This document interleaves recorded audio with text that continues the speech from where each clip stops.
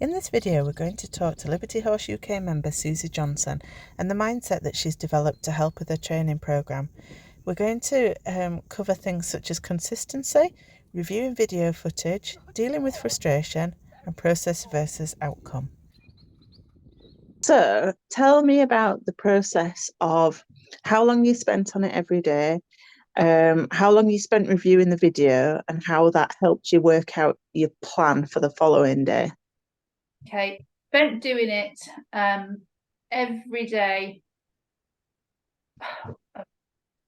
a couple of minutes, I'd say every day. When it was weather permitting, I'd do a little bit more, but like tag it on to the end of doing something else if I could. Yeah, so I'd do a bit of fun stuff or just what have you, and then right, come on, we've lost track of that, we've lost sight of doing that. We'll do something else and just try and just refresh him. Does that make sense? Yeah. He does go off on one. So yeah, just a little bit very often, because if I don't do it often, he will quickly forget it. So if I keep doing it, it kind of gets more ingrained. But equally, on the flip side, he's expecting what I want him to do, and he's kind of giving me something that maybe I don't want him to give. Yeah. Yeah. So just little bits and little bits. In terms of viewing the footage, forever. Literally, I've come in and I've got like, X number of minutes on my phone, and I'm going through it and like cutting down getting rid of all the dross, and then getting the good bits, and then watching the good bits again. Oh, that's interesting. Yeah, there's a lot of dross on my phone. That's actually a process of reverse visualization. Because I've always been taught to visualize what you want, and I've always struggled with that.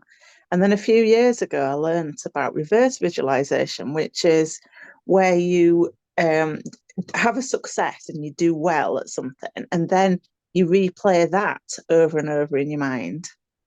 So that's really interesting. Yeah, I see all the dross. As I say, there's loads. So I just go through it, and then I literally sort of edit it, and I have like, lots of little bits, and I just keep going through that. And just work on it. I mean, I was trying to collate a few bits and bobs together for another, for another reason, and I just looked at that and I thought, I'm being really flappy and really, it looked really messy from a complete bystander's point of view. And I thought, right, this is why I've got to home in on my cues, because that is my issue is I'm not consistent enough. I know sometimes I just wing it, and I've got to be a lot clearer now on what I want him and is he getting it. And if he's not, don't praise him. Mm-hmm. Go back to what I really want him to, because otherwise I'm just gonna sort of plateau, I think. I've got to be really strict with myself, which is really hard, but I have to.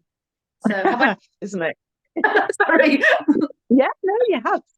And my next question, I feel like I'm totally interviewing you here. This might be quite Right? cool footage. Yeah, so when you feel that frustration bubbling up that we all feel, tell me how you dealt with that.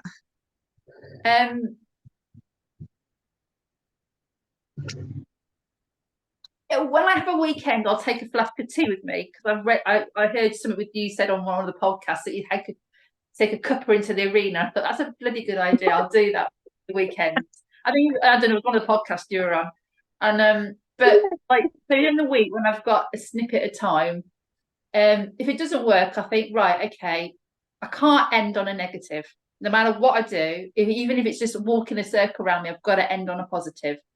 So I will then completely change tack, go back and do some basic stuff, be it like a yield or whatever, and think, right, am I being clear that I want him to do a hind yield? Is he doing that, or is he messing around and offering something else instead? And then when I get a good feedback from him, I'll go back to what I was struggling with to see whether it was me. Oh. So, yeah. So yeah. So I've got that's also a really interesting technique. And that's something that I heard Carl Hester talk about years ago.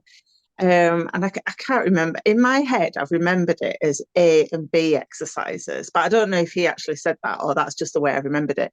So he said exactly the same. So if you're working on something that's hard and one or both of you is getting flustered, to step away from that, go back to something that they feel confident with for a few minutes to rebuild the confidence and the composure and stuff, and then go back to it. So there you Well, go. You my see, you've husband's got always said all to these me, techniques. yeah, because my husband has always been a horseman, but he's a real saddle tramp. By his own admission, he's not perfection, but he knows right and wrong, and he says you must always, no matter what it is, end on a high. Even if it's a real basic Yeah, stuff, if it's not what you're wanting to achieve because it's too much or what have yeah, you, just go back, strip it back, just make simple. Is he doing what you've asked him? If he is, walk yeah, away. It might just be doing a minute of it, but just walk. And it's really frustrating because obviously yeah. I'm quite results driven person, if you can probably tell. But sometimes I've just got to think, right, no, back off. You know what I mean? Yeah. Yeah. Yeah. Yeah, and that's also interesting as well that you think that you are results driven because whilst you might be very motivated by the results, I think you're quite process driven. So you've got a real system. You've just described to me a real system. So just in view of the fact that you do X amount every day, you're really consistent with it. You've got a plan with what you're going to do, and then you review it, and then you create another plan for the next day. So you've got a repeatable process that you do every day. And I think that is what's leading to the results. Okay. So Yeah.